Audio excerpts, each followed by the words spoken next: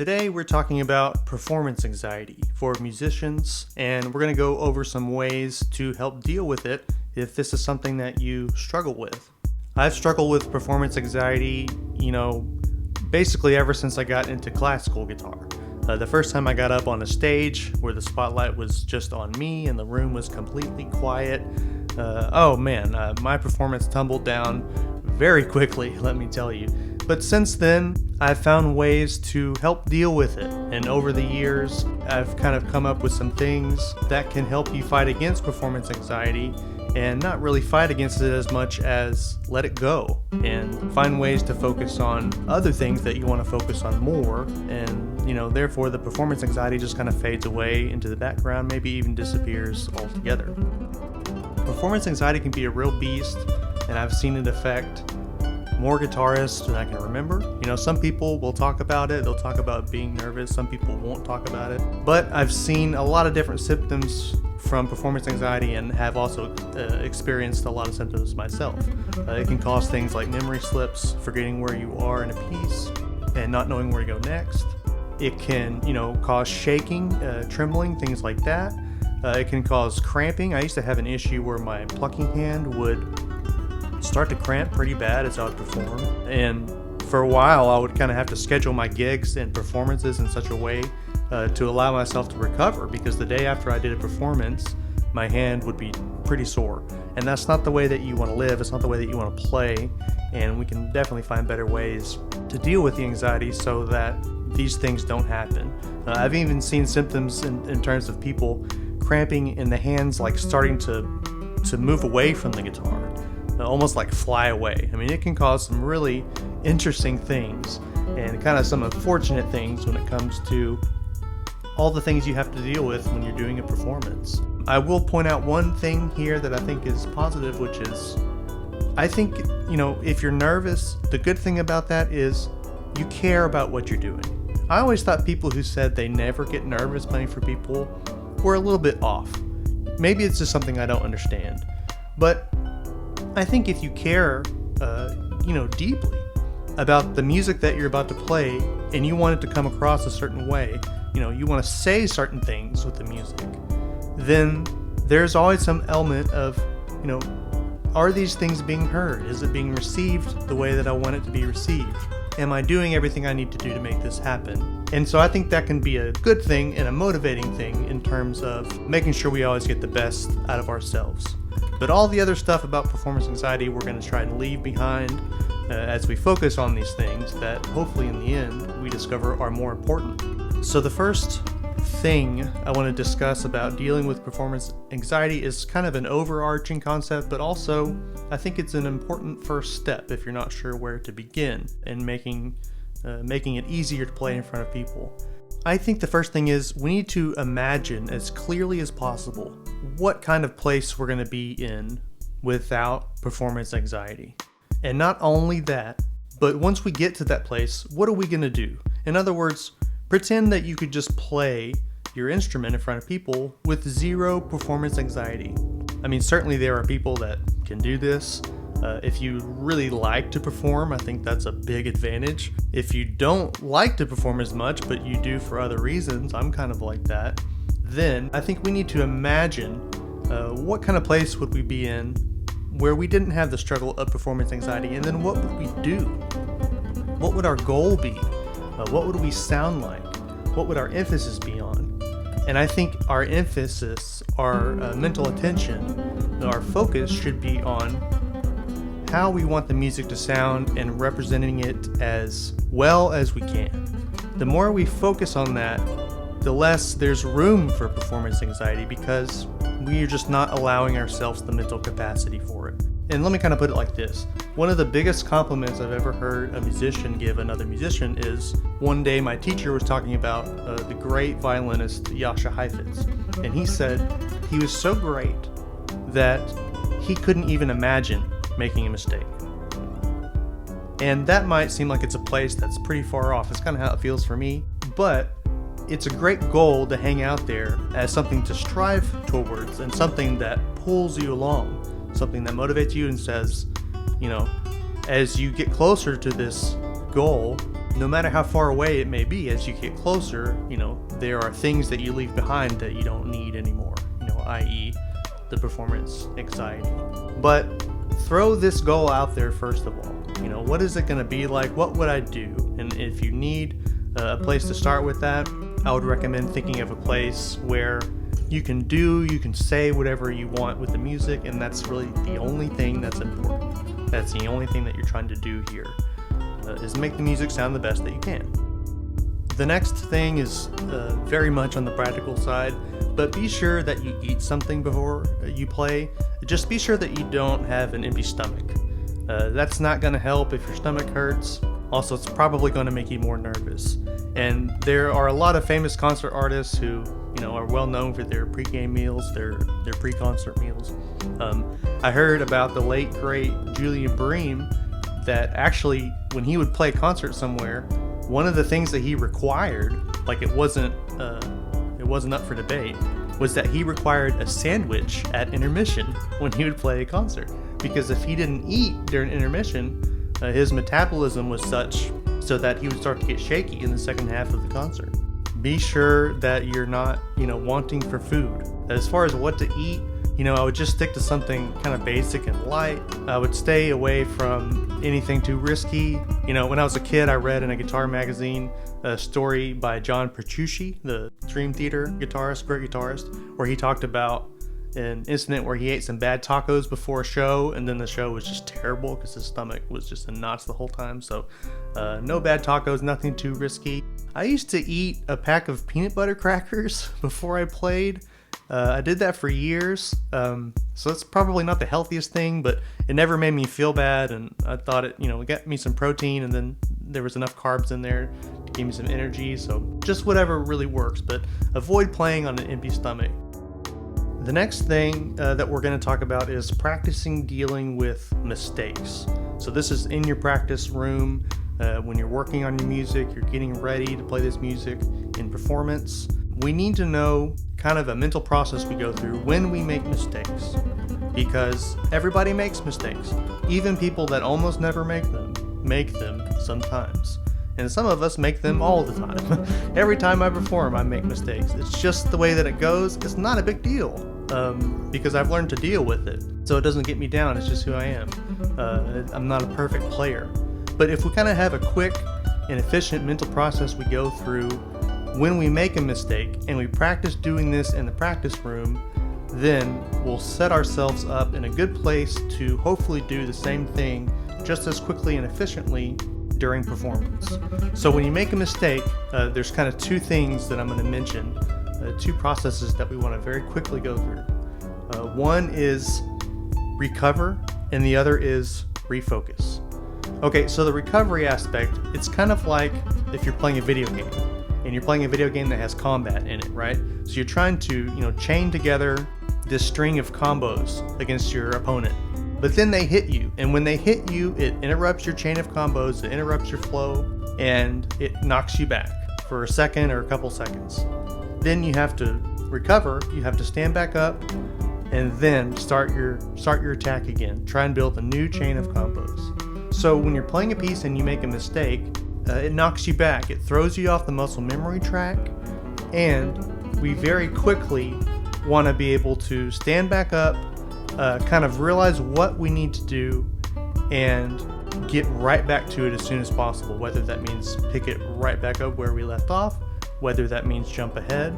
And that goes right into the refocus concept, because as you recover, you want to refocus. And when you refocus, what you don't do is panic. We all know, if we deal with performance anxiety, what it feels like to play in front of people and make a mistake. All of a sudden you feel this panic. You feel, oh my gosh, everybody here knows this mistake I made. But we want to let go of that panic, and instead of panicking, just refocus. We got to very quickly accept that we've made the mistake, and as we recover, we also refocus and figure out what we need to do next. And we practice going through this process so we can figure out what it is we need to do for the circumstance.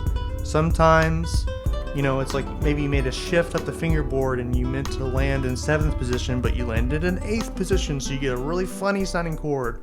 But visually, you can very quickly look and see, like, that's 1 fret too high. Just shift down one fret. Okay, you've added one extra beat of a weird sounding chord, but now you're right back where you need to be. No big deal. Okay, you go on as if it never happened. Maybe you have a memory slip. These kind of things happen. And for me, it's like I play this, I play that, I play this, and all of a sudden I'm like, I have no idea what comes next. Like, zero clue where I'm supposed to be. So very quickly, the refocus aspect of this is, can I jump back in the same line? Did I leave out half a measure? Do I need to jump back in on the next line? Maybe even I need to jump back in a few lines later. And I know that sounds bad, like, well, don't practice doing that. But if you can play off your mistakes in this way, you will not believe the results. And someone that's a master at this is David Russell. David Russell, if you watch him perform, he never ever gives credence, any kind of emphasis, or any clue that he's made a mistake whatsoever. And if you don't know the piece, you would never even know that maybe he's left out several measures. And he almost never makes a mistake, first of all, but he's human, so he's going to make some sometimes. And when he does, he's gotten so good at doing these things that it's just the smoothest thing you've ever seen. And I remember watching him play a suite by Sylvius Leopold Weiss, and just thinking it was just a masterful performance. It was a live concert. Then I learned the piece. Once I learned the piece, I went back to the recording. I was studying it to help me with my interpretation, and I realized that in the last movement he had left out like 6 or 7 measures of the piece. And I had no clue he ever did that because it was just so smooth. And it really is a skill to be admired. So in your practice, be sure and practice going through this process and be familiar with it.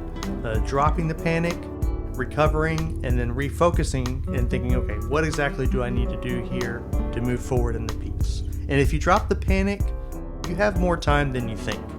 Your mind is going to be racing probably anyway. So you're only focused on how do I move forward in the piece, and it leaves the anxiety, it leaves the mistakes just behind you in your wake. The next thing that we're going to talk about is to practice performing. This is still in the practice room, when you're by yourself with a guitar and you're working music up to a place where you can perform it for people. Typically when I'm practicing a piece, there will be some start and stop involved, sometimes a lot. In other words, maybe you're going to play a 3-minute piece. You play 4 measures, and on the 5th measure, you make a mistake. So you go and you practice that measure for a while. Okay, then you move on, you play a few more measures. Next time you make a mistake, you stop and practice it, right? A lot of us do this type of work, and you can get a lot of good work done by practicing this way. Be sure before you are going to perform a piece, practice performing it from start to finish without allowing yourself to stop when you make a mistake. Instead, you're going to practice using the process from the last step, and you're not going to give in to the temptation of, well, if I just work on this, if I just played it 5 or 10 or 20 more times, I'll get it. When you're doing this type of performance practice, you're not worried about any of that. You're only worried about continuing on with the music, going through the mental process, doing what you have to do to continue playing the music as smoothly as possible. You're free to take mental notes of the areas that were mistakes for you to come back and work on later. But be sure when you do the performance practice that you're not stopping, you're only exercising the recovery and refocus aspects when you make a mistake, and you're practicing that process getting smoother and more efficient and as fast as possible. Then, if it happens when you're performing in front of people, you're comfortable going through that process. It won't cause you to panic, and you can continue to focus on the music and play the best that you're able to play. The last thing that I'll talk about here is to perform a lot. And if you have an issue with performance anxiety, I don't think for most people, certainly not for myself, that this is something that kind of just gets better on its own. If you perform every once in a while, like maybe a few times a year, something like that, and you continually struggle with performance anxiety, there's definitely things that you'll want to do differently if you want to overcome that. And all of these things work towards this 5th and final step, which is practice doing this. there's nothing like a performance. I mean, I have not found anything that duplicates the feeling that you feel when you're performing, both bad and good, than performing itself. Even if you do all these things, you know the pressure isn't on. It's not game time. It's not game day. So we want to practice performing as much as we can. And I'm going to give you a couple of examples of ways to do that. Before we go there, though, I do want to say, be sure you put yourself in a very healthy mindset when you do this. If you're struggling playing in front of people and you're going to make the commitment and you're going to say, okay, I'm going to practice performing until I get much better at this, put yourself in a healthy mental place to set yourself up for a victory when you go practice performing, okay? When you actually do performances. What I mean by that is, don't set yourself up for disappointment. Your goal here is to, be as prepared as possible, which is all the things that we've talked about up to this point, and then go see how they're doing. Go perform, go to the live setting, and then after that you can say, I'm going to tweak my process, I'm going to get even more efficient and more comfortable with these things. Don't gauge your success on your audience's reaction. They don't know where you are. Hopefully you'll be playing for people that are understanding and encouraging. I mean, try and set that up if at all possible. But if that doesn't end up being the case, know that your goal going in was to get through the performance and get through it as well as possible to try your very best. If you do that, then it's a victory. You're a step closer to being where you want to be, even if the music doesn't come out the way that you wanted it to, even if it's not close. You have to mentally set yourself up for a victory and say, I'm going to go see how all these things work. I'm going to be very pragmatic about it afterwards. I'm not going to be too hard on myself. I'm not going to say, well, again, I couldn't perform well in front of people. You're going to say, if I go out and do my very best and try and do these things to the best of my ability, it's a victory. And that's all, okay? So set yourself up first in that mental space. By doing this, I'm going to be victorious. Once you're there and you're ready to actually go play for some people, here are some different ideas of things that you can do. Maybe the most obvious that comes to my mind is, ask your roommate, ask your siblings, ask your parents, ask your spouse, anybody that you live with, if they'll listen to you play. Say, hey, I've got a couple pieces, I'm going to perform them, I need to practice playing for somebody, will you listen to me play? Maybe they'll listen to everything you have, maybe they only have time for a piece or two, whatever the case may be, and set yourself up in that healthy mindset to where you're not worried about how your playing is received, and then go play for them. I mean, most people, if you ask them, and they have time, yeah, they'll sit down and listen to you play. It makes them feel good that they're helping you. Like most people are that way. So it's kind of an easy place to go. Another thing you can do is go to like a park or somewhere, probably outdoors, where you might see somebody strumming on the guitar, something like that, and go play there. Even though there won't be like a big audience there that's consistent, maybe, you'll be conscious enough of the fact that people can hear you, even if they're just nearby or walking by for a few minutes, that I think your performance antennas will kick in and it will be good practice. You'll feel enough of the performance aspect to where you can gauge yourself about how well these things are going, and you can practice doing these things that you've been working very hard at in the practice room. And one more place that I'll mention is go play at a retirement home or a nursing home, like an old folks home. I've done this many times. It's something that I really want to do more and more because it can be really an amazing experience. And I have a story about doing a gig at a retirement home that I'm going to talk about in another video that really changed the way I thought about music and performing. You don't have to jump out of an airplane to have a life-changing experience because my life changed that day for sure for the better. But this is a great opportunity for you to go play for people. If you're a professional guitarist, you can get paid some for these types of things. But even if you don't, you are still gaining from it by practicing, doing performances. Also, you're bringing joy to your listeners. These people there at the old folks home, they're dealing with things that none of us know what it's like to deal with, right? I mean, not yet anyway. We will.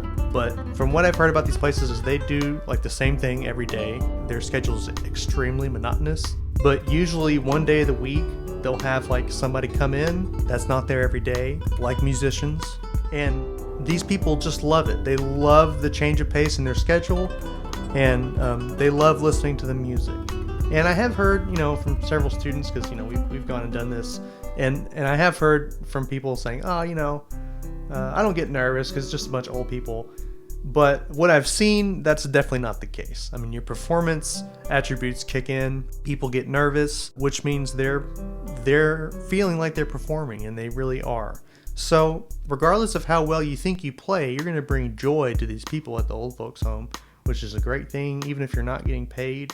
Not everything is about, dollar value. Also, you are gaining the performance experience that can really, really help you. So those are just a few ideas that I just threw out there in terms of if you're looking to find people to help you practice the performance setting. Of course, there's many more examples that I can give, and a lot more that you can probably think of. But I just want to end on saying this.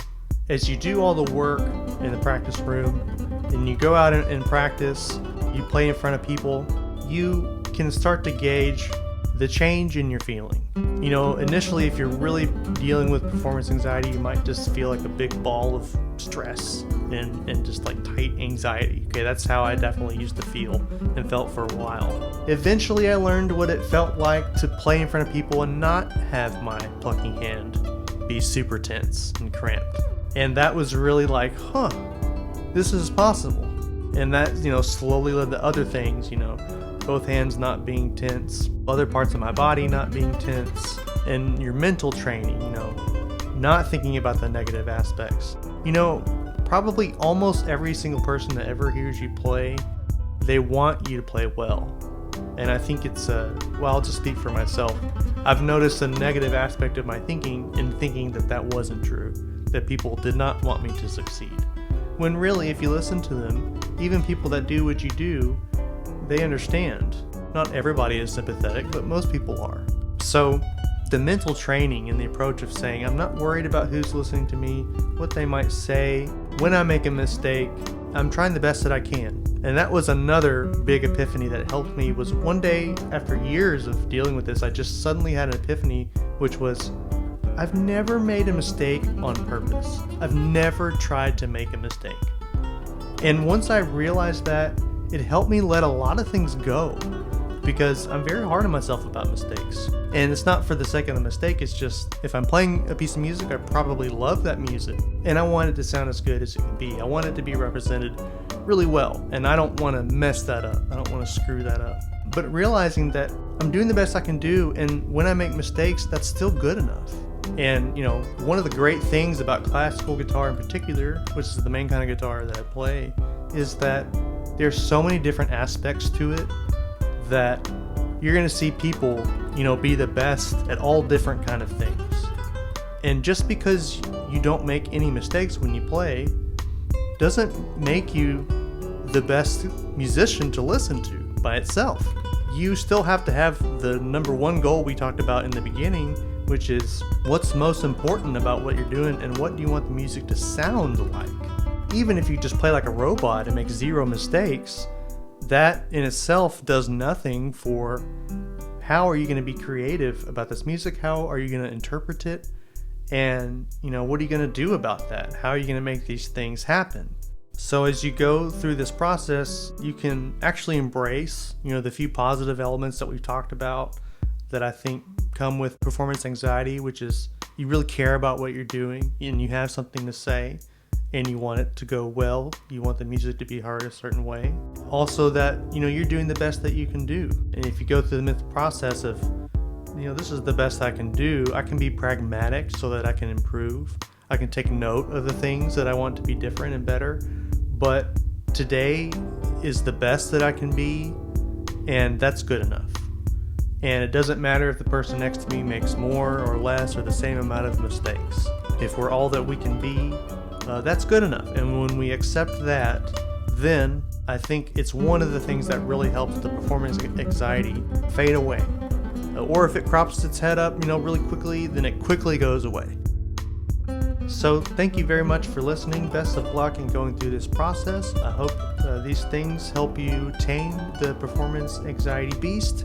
We'd love to know your process and your progress with this. I think it's great to share these types of things, just personally, kind of share the struggle you may have with performance anxiety, because I think it helps other people and it helps them feel like they're not on their own, and you can share ideas. I have no doubt that you can come up with something that I have not even mentioned here to help with your performance anxiety. So feel free to experiment, and if you come up with anything that you think is great and helpful, then be sure to let us know about it in the comments. Now, like I said earlier, I've been dealing with performance anxiety for a while, and I deal with it much better than I used to, but along the way, oh man, I've had some doozies in performance where things did not go well, and all these aspects of performance anxiety, kind of cropped up. So if you'd like to see part 2 of this video, it will entail me sharing some terrible stories that are embarrassing about having performance anxiety and having it really affect what I'm doing in the moment. That video is going to be available exclusively to the A guitar community. So check out the link either above or in the information and go join the A guitar community. That's where you'll find part 2 of this video, as well as a lot of other videos, step-by-step guitar tutorials, technique videos, practice videos, music concept videos. There's a lot of educational stuff on there, and I love hearing from members of the community about their experiences and their thoughts. So come join us and take advantage of all that it has to offer. Thank you very much for listening, and have a wonderful day.